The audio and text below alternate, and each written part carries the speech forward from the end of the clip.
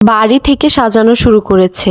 আমার মন ভালো করার জন্য জোর করে আমাকে বাইরে ঘুরতে নিয়ে এসেছিল।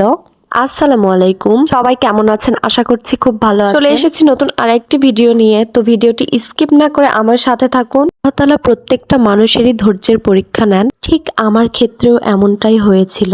আমারও একটা সময় যায়, অনেক কঠিন সময়ের মধ্যে দিয়ে আমি সেই সময়টা পার করেছি। আমার পাশে সবাই ছিল, আমাকে সবাই সাপোর্ট করেছে অনেক। সবচেয়ে বেশি সাপোর্ট করেছে আমার মা, আমার ফ্রেন্ড সার্কেল, আমার আত্মীয় স্বজন, সবাই আমার পাশে ছিল। আর ধৈর্যের ফল অনেক ভালো হয়, এটা আমি বারবার প্রমাণ পেয়েছি।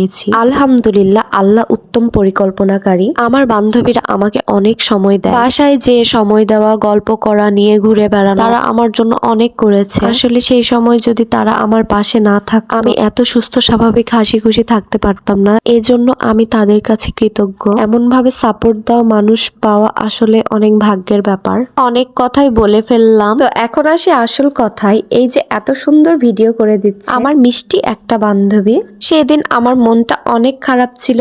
সে আমাকে এইরকম সুন্দর করে সাজিয়ে আমার এত এত সুন্দর সুন্দর ছবি উঠায় দেয়। ছবিগুলো দেখে আমার আসলেই মনটা অনেক ভালো হয়ে গেছিল। ছিলাম পার্কে কিছুক্ষণ থাকার পর আমরা সোজা চলে যাই আমাদের পছন্দের চটপটি খেতে। এরপর আমাদের কফি খাওয়ার পালা। সে এখানেও আড়াল থেকে আমার ছবি তুলছিল। তারপর আমরা চলে যাই বই মেলায় ঘুরে অনেক ভালো একটা সময় কাটাই। সবাই ভালো থাকবেন, সুস্থ থাকবেন, আল্লাহ হাফেজ। আমার ভিডিওটি ভালো লাগে অবশ্যই ফলো দিয়ে পাশে থাকবেন।